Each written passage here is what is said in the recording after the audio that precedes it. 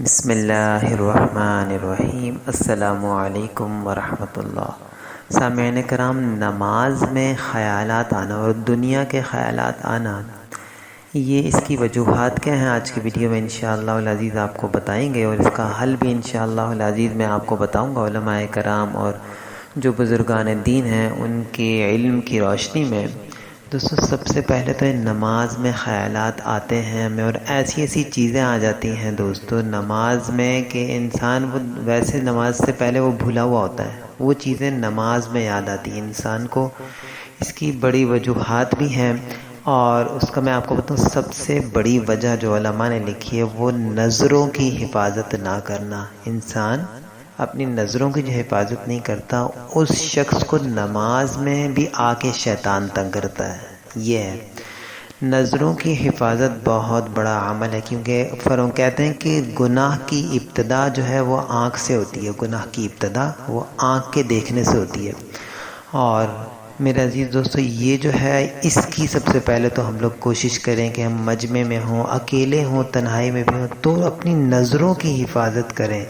اللہ پاک جو ہے، اور کہتے ہیں جو نظروں کی حفاظت کرتا ہے اللہ اس کے دل میں نور پیدا کرتے ہیں۔ یہ بہت بڑا عمل ہے۔ ایک تو یہ وجہ ہوتی ہے کہ نماز میں برے برے خیالات آتے ہیں، اور ایسی چیزیں نماز میں ہمیں یاد آتی ہیں جو ہمیں اس سے پہلے ہم بھولے ہوئے تھے، ہمیں یاد بھی نہیں ہوتی۔ تو نظروں کی حفاظت، اور دوسرا کہتے ہیں کہ نماز میں خیالات نہ آئیں، اس کے لیے یہ ہے کہ نماز کو سیکھیں ہم لوگ، نماز کو دھیان سے پڑھیں۔ اس اللہ کے سامنے ہم کھڑے ہیں میرے دوستو، جو ساری کائنات کا خالق ہے، ایک عام امیر آدمی کے سامنے، ایک دنیا دار کے سامنے ہم کتنی تمیز سے کھڑے ہوتے ہیں، گھنٹوں گھنٹوں کھڑے رہیں گے اپنے مالک کے سامنے، کہ وہ احکم الحاکمین ہے، وہ اللہ رب العزت ہے، اس کے سامنے کھڑے ہیں۔ اس خیال سے نماز کو ادا کرنا کہ میں اللہ کی بارگاہ میں جا رہا ہوں۔ اور کہتے ہیں کہ جو حدیث مبارکہ میں آتا ہے، مسلمان اللہ کے نزدیک، ایک مومن بندہ اللہ کے سب سے زیادہ قریب سجدے کی حالت میں ہوتا ہے، اور فرماتے ہیں کہ اگر تم چاہتے ہو کہ اللہ سے باتیں کرو تو نماز شروع کر دو، اور نماز کو دھیان سے پڑھنا، اس کو سیکھنا ہے۔ سیکھنا کیا ہے؟ ایک تو رکوع سجدہ یہ سیکھنا ہے، دوسرا نماز کا ترجمہ سیکھیں۔